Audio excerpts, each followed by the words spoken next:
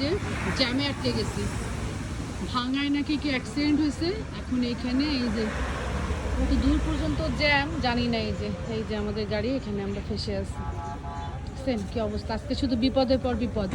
এই বৃষ্টি না, শুধু আর কি ঝড় ঝাপটা পার হয়ে এসে এখন আমরা এখানে এই যে ফেসে গেছি, ফেসে আছি। এই যে দেখেন, কখন এখান থেকে ছাড়া পাবো আর আর কখন যে আজকে বাড়ি ফিরবো জানি না।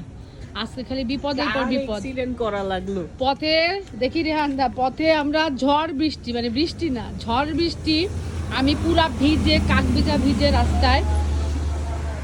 তারপরে এসে এখন এখানে ভাঙায় নাকি অ্যাক্সিডেন্ট হয়েছে, তাই এখানে জ্যাম। কখন ছাড়াবে, কখন এই ওই রাস্তাতে সব চলে যাচ্ছে স্যাঁ করে। হ্যাঁ ওদের দেখে তো আমার এখন লাগতেছে যে ওরা স্যাঁ করে চলে যাচ্ছে। আমরা যদি আজকে ওইদিকে যাইতাম ভালো হতো।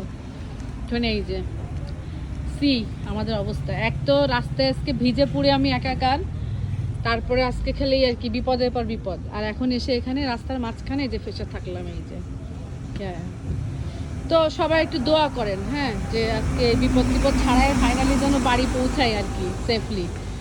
বলা যাচ্ছে না যে কি অবস্থা আজকে রাস্তাঘাটের, যে ভিজছি আমি আজকে রাস্তায় গাড়ি থাকা সত্ত্বেও। রাস্তায় নেমে পুরো রাস্তা বৃষ্টিতে হাঁটছি আমি।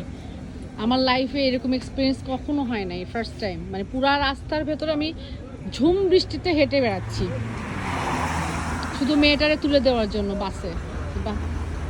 এই আসলাম কই, গাড়ি মনে স্টার্ট দিছে।